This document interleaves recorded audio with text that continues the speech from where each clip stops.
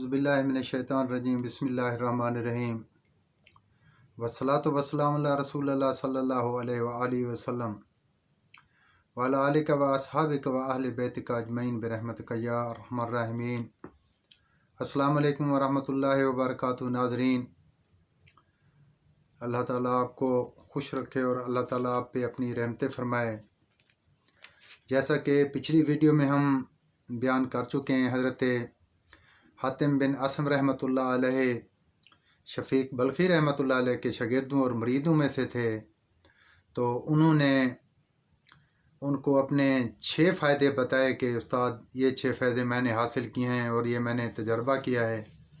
लोग क्या कर रहे हैं और हम क्या कर रहे हैं, और कुरान पाक अल्लाह ताला का हुक्म क्या फ़रमाता है, वो अल्लाह ताला हमसे क्या चाहते हैं और क्या कहते हैं।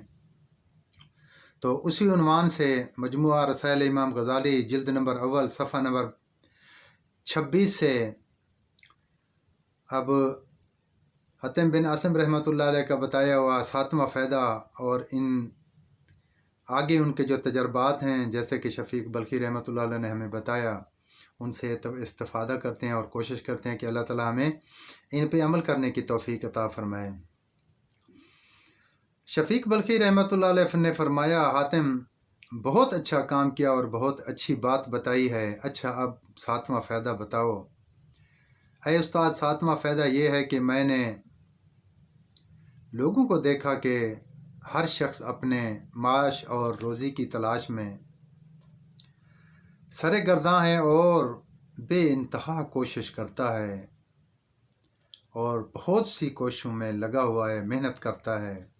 इस सिलसिले में हलाल और हराम की भी तमीज़ नहीं करता, बल्कि मशकूक और हराम कमाई के हसूल के लिए भी ज़लील व ख्वार हो रहा होता है। फिर मैंने आयत मुबारका पर गौर किया।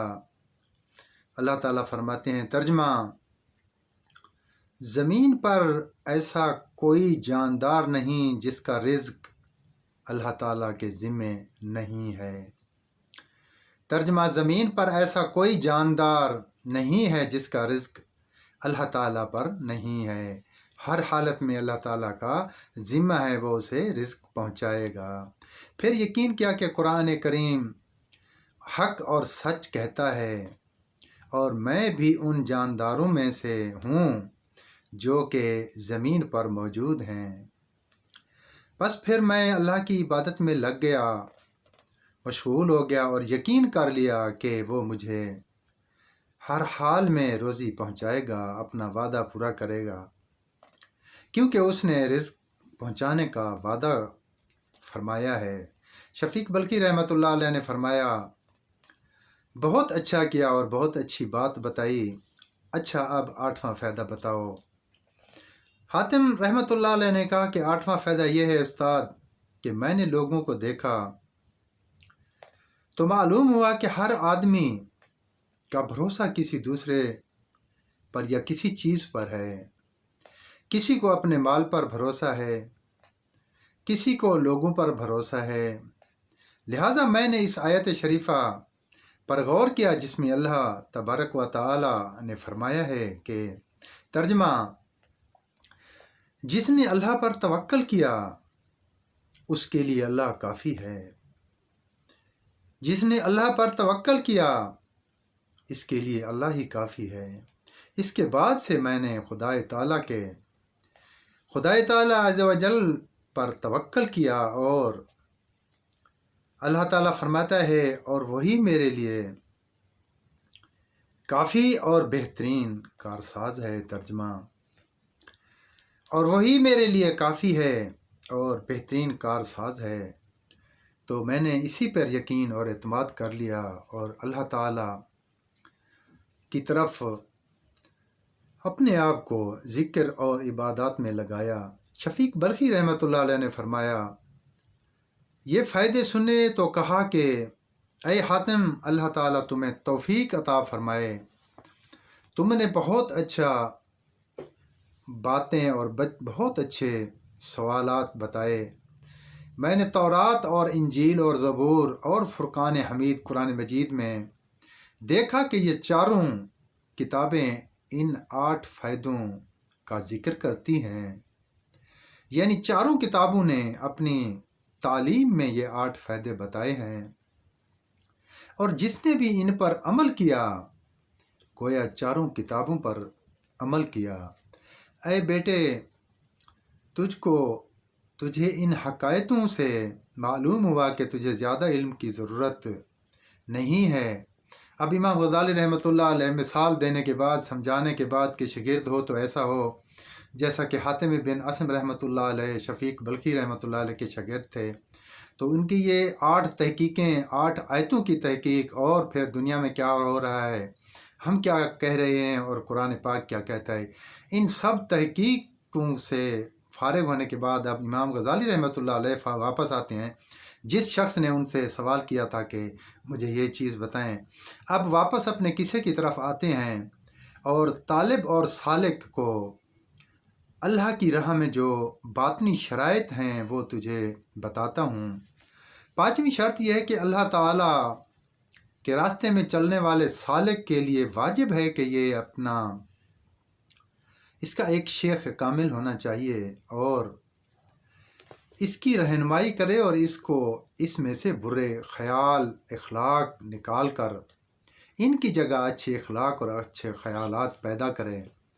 تربیت کی مثال بالکل اسی طرح ہے کہ جس طرح ایک کسان اپنی فصل میں دیکھ بھال کرتے وقت جو بھی گھاس پھوس فاضل اگ جاتی ہے تو اسے فصل سے باہر نکال کر پھینک دیتا ہے، اور اسی طرح کھیت میں جو بھی خار و خس پیدا ہوتے ہیں انہیں وہ جڑ سے نکال کر باہر پھینک دیتا ہے، پھر وہاں پانی کھاد دیتا ہے اور فصل بڑے اور عمدہ بھی ہو۔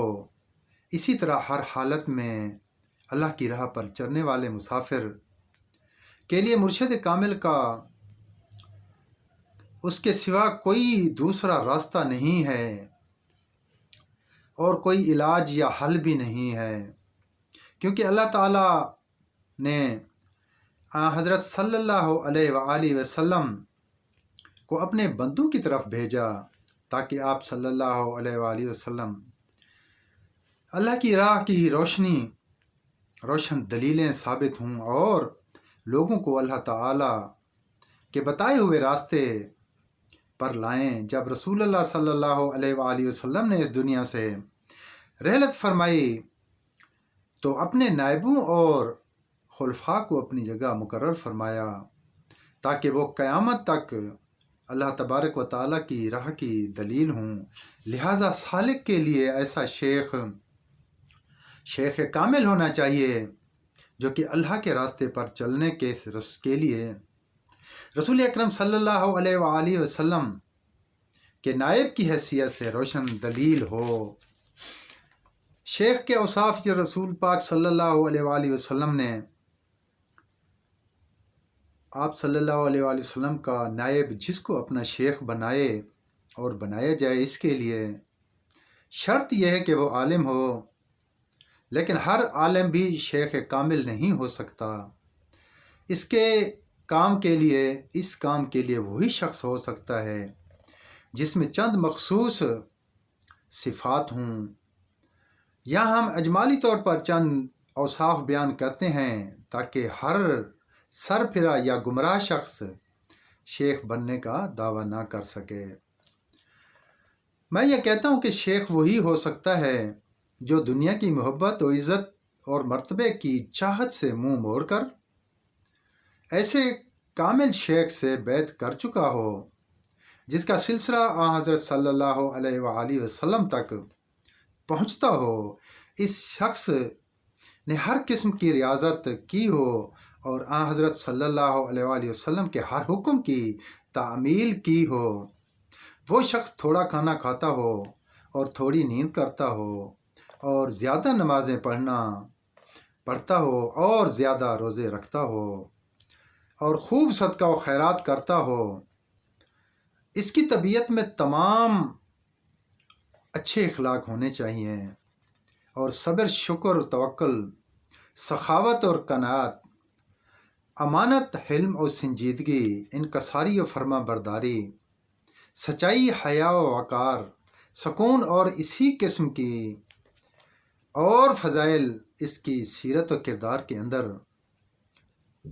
حصہ وار ہوں، اور اس شخص نے رسول اللہ صلی اللہ علیہ وآلہ وسلم کے انوار سے ایسا نور اور روشنی حاصل کی ہو جس سے وہ تمام بری خصلتیں مثلا کنجوسی، حسد، کینہ، جلن، لالچ، دنیا سے امید اور غصہ اور سرکشی اور وغیرہ اس میں ختم ہو چکی ہوں، اور علم کے سلسلے میں کسی اور کا محتاج نہ ہو سوائے اس علم کے جو کہ مخصوص حضرت صلی اللہ علیہ وآلہ وسلم کی طرف سے منسوب ہے۔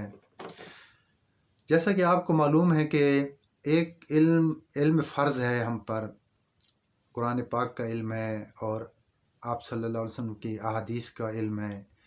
یہ علم ہم پر فرض ہے، یہ ظاہر میں استعمال کیا جاتا ہے۔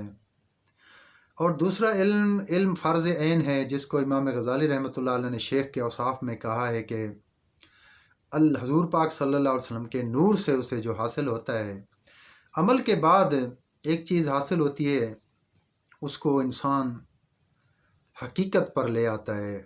علم عمل کے بعد حقیقت انسان کو نصیب ہوتی ہے، حقیقت کے بعد ایک اور چیز انسان کو نصیب ہوتی ہے، اسے کہتے ہیں معرفت۔ معرفت ایسی چیز ہے کہ وہ جیسے کہ اللہ تعالیٰ نے فرمایا کہ جو شخص اپنے نفس کو پہچانتا ہے وہی رب کو پہچانتا ہے۔ تو یہ شرط ہے، علم کی شرط نہیں ہے، نفس کے پہچاننے کی شرط لازمی ہے، کیونکہ نفس شیطان سے تعلق رکھتا ہے۔ تو اس کو پہچاننا یہ سب سے بڑا دشمن ہے ہمارا۔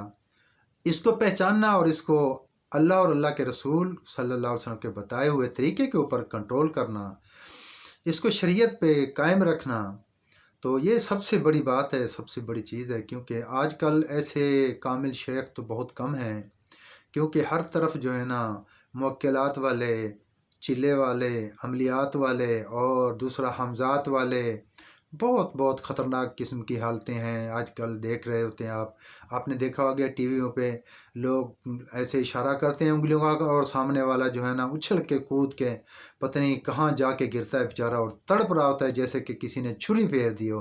یہ ایمان والوں کی نشانی نہیں ہے، نہ کوئی پیچھے کوئی ثابت ہے یہ، نہ کسی چیز میں۔ یہ وہی ہے حمزات والے، کوئی جیسے کوئی بجلی کا کرنٹ لگا دیتا ہے، یہ اس کو کوئی عامل لگتا ہے کوئی بجلی کا استعمال کرنے والا، اس بجلی والا ہے کوئی، تو جیسا ہی عامل ہوتا ہے وہی اثرات جو ہے نا سامنے اس کے آتے ہیں۔